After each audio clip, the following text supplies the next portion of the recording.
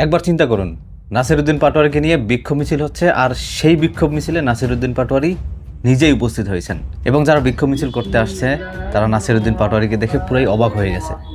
আপনারা মনে কষ্ট পাইছেন, এটার জন্য আমি আন্তরিকভাবে দুঃখিত। আমি মাদ্রাসা পড়াতে আমি এইভাবে মনে কষ্ট দিতে চাই নাই।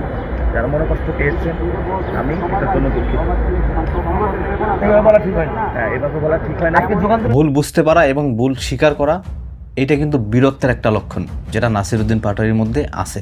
বাংলাদেশের রাজনীতির ময়দানে অনেকে অনেক ধরনের ভুল করে, কিন্তু স্বীকার করার প্রবণতা কিন্তু খুবই কম।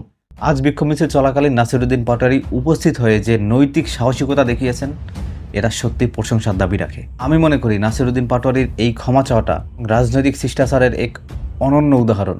উনি যেহেতু ক্ষমা চেয়েছেন, এটা নিয়ে আর আমার দৃষ্টিতে এটা তাকে ক্ষমা করে দেওয়া উচিত। কেউ যদি ভুল করে, ভুল করার পরে যদি সে মাফ চায়, তাকে ক্ষমা করে দেওয়া উচিত। ভুল করার কিছু থাকে। ভাই, ভুল মানুষের হইতেই পারে, এবং জুনায়েদ বাবুনগরী কিন্তু বাংলাদেশের বড় একটা জনগোষ্ঠীর কাছে একজন শ্রদ্ধেয় ব্যক্তিত্ব। তাকে নিয়ে ভুল মন্তব্যের সংশোধনী দেওয়া মানে হলো সাধারণ মানুষের আবেগ এবং অনুভূতির প্রতি সম্মান জানানো, যেটা নাসিরউদ্দিন পাটোয়ারি দেখিয়ে দিয়েছেন।